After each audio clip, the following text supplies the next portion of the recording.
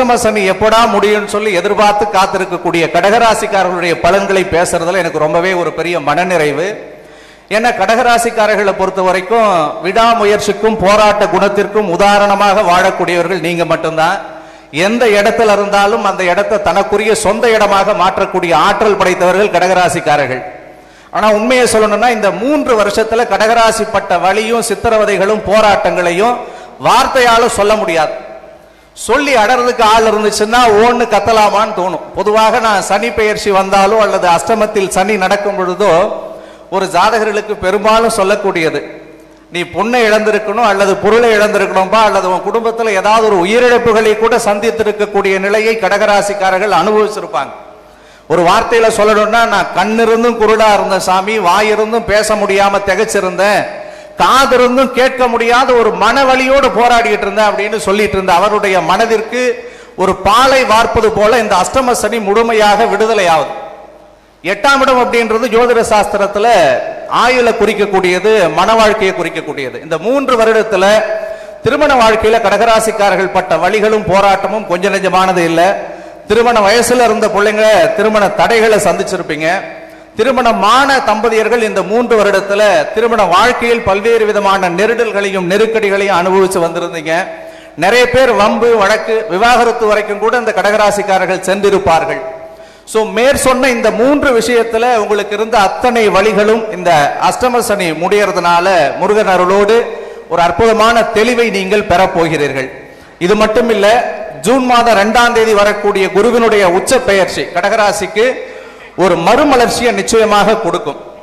சோர்ந்து போயிருந்து ஒரு இருட்டிலே ஒரு 3 வருட காலங்கள் வாழ்ந்த ஒரு மனுஷனுக்கு ஒரு மிகப்பெரிய சூரியனுடைய வெளிச்சம் தன் கண்களில் படும் பொழுது எந்த அளவு புத்துணர்வு மனசுல இருக்குமோ, அதே மாதிரி இந்த ஜூன் மாசம் 2ஆம் தேதிக்கு பிறகு வரக்கூடிய குரு பெயர்ச்சி இந்த 9ஆம் இடத்து சனி பெயர்ச்சியினால் ஏற்படக்கூடிய சனியினுடைய பார்வை படும் போது ஒரு மிகப்பெரிய பலத்தை கடகராசிக்காரர்களுக்கு நிச்சயமாக கொடுத்தே தீரும். இதுல நான் முதல் பலனா சொல்லணும் அப்படின்னு நினைக்கிறது, உடல் அளவுல கடகராசிக்காரர்கள் ஒரு மிகப்பெரிய தெளிவை அடைவார்கள். இந்த லாஸ்ட் ஒரு 1.5 வருஷமா மன ரீதியா நிறைய சிக்கல்கள், சின்ன சின்ன விஷயத்துக்கு கூட தேவையில்லாத பதட்டம், பயம், ஒரு தெளிவான முடிவெடுக்க முடியாம தடுமாறிக்கிட்டே இருந்தது. ஒரு நேரம் நினைக்கிற காரியத்தை கூட அடுத்த நேரம் செய்ய முடியலையேன்னு சொல்லி மனசுக்குள்ள போராடிக்கிட்டு இருந்தாங்க.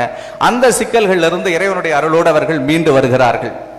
ஏற்கனவே 2ல கேது, 8ல ராகு, எந்த வார்த்தையை பேசினாலும் தப்பா போய் சேர்ந்துருது. நல்லதே நாம சொன்னா கூட கேட்கறவங்க நம்மளை விமர்சனம் பண்ணக்கூடிய நிலைகளை கொடுத்துட்டு இருந்தாங்கன்னு சொல்லலாம். நிறைய பயத்தோட வாழ்ந்துட்டு இருந்தீங்க. எந்த இடத்தில் நீங்கள் புறக்கணிக்கப்பட்டீர்களோ, எந்த இடத்துல உங்க பேச்ச கேட்காம இருந்தாங்களோ, அதே இடத்துல சபையை அலங்கரிக்கக்கூடிய அற்புத வாய்ப்பை இந்த சனி பகவானும் குரு பகவானும் வரக்கூடிய மார்ச் 6ஆம் தேதியிலிருந்தே கொடுக்க போறாங்க அப்படின்னே சொல்லலாம். அதுலயும் குறிப்பா சனி பகவான் கடகராசிக்கு 3ஆம் இடத்தை பார்க்கிறார். இப்ப 3வது இடத்தை சனி பகவான் பார்க்கும் பொழுது ஒரு புதிய தன்னம்பிக்கை, ஒரு புதிய தைரியம், ஒரு புதிய தெம்போட ஒரு புது உலகத்திற்குரிய புது முயற்சியை கடகராசிக்காரர்கள் நிச்சயமாக நீங்கள் படைக்க போகிறீர்கள். பல பேருடைய வீடு வாங்கக்கூடிய கனவு இந்த சனி பயிற்சியில நனவாக போகிறது. பல பேர் வண்டி வாகன சேர்க்கையோடு வாழணும், ஒரு தொழில் தொடங்கணும் அப்படின்னு நினைச்சவங்களுடைய பல கனவுகள் இந்த காலகட்டத்தில் வெற்றி அடையும். ரொம்ப குறிப்பா நான் சொல்லணும்னு நினைச்சது, இந்த லாஸ்ட் ஒரு 3 வருடத்துல திருமணமாயும் புத்திர பாக்கியத்தை எதிர்பார்த்து காத்திருந்தவர்கள் அல்லது பிள்ளைகளை நினைச்சு வருத்தப்பட்டவர்களுக்கு எல்லாருக்கும் ஆண்டவனுடைய அருளோடு புத்திர பேரு கிடைக்கக்கூடிய வாய்ப்பு இருக்குங்க. அதே மாதிரி கடகராசிக்காரர்களுக்கு 6ஆம் இடத்தை சனி பகவான் பார்க்கிறார். 6ஆம் இடத்தை சனி பார்க்கிறார், 6க்குடைய குரு உச்சமடைகிறார். அப்ப இந்த 3 வருஷத்துல கடகராசிக்காரர்கள் கடன் சுமையில மாட்டிக்கிட்டு, ஏற்கனவே லோன் வாங்கி கஷ்டப்படுறேன், வாங்கின காசுக்கு வட்டி கொடுக்க முடியல, அல்லது கிரெடிட் கார்டில் மாட்டிக்கிட்டு நான் போராடிக்கிட்டு இருக்கேன் அப்படின்னு நினைக்கக்கூடியவரெல்லாம் கடன் சுமைகள் சரியாகும். உடல் ரீதியா மன ரீதியா இருக்கக்கூடிய சிக்கல்களும் 6ஆம் அதிபதி குரு உச்சமடைகிறதுனால சரியாயிடும். ரொம்ப குறிப்பா திருமண வயசுல இருந்து திருமண வாழ்க்கையை எதிர்பார்க்கக்கூடிய கடகராசிக்காரர்களுக்கு திருமண சுபபங்கள யோக பிராப்தம் கூடி வரக்கூடியதா இருக்கும். அதுல முக்கியமான விஷயம், பல காதலர்களுக்கு திருமணம் நடைபெறக்கூடியதா இருக்கும். அதே மாதிரி இந்த அஷ்டம சனியில திருமண வாழ்க்கையை இழந்தவங்க, ஏற்கனவே ஒரு முதல் திருமணம் ஆகி அந்த திருமணத்துல பிரச்சனை வந்துருச்சு, அடுத்த மறுமணத்திற்கு நான் காத்திருக்கேன் அப்படின்னு நினைக்கக்கூடியவர்களுக்கு நிச்சயமாக அடுத்த ஒரு அற்புதமான வாழ்க்கை அமையக்கூடிய சூழல் உண்டு. ஏதாவது கோர்ட்டு கேஸ் வம்பு வழக்குகள் நடந்துட்டு இருந்தா உங்களுக்கு சாதகமான பலன்களை அது பெற்றுத்தரக்கூடியதாக இருக்கும்.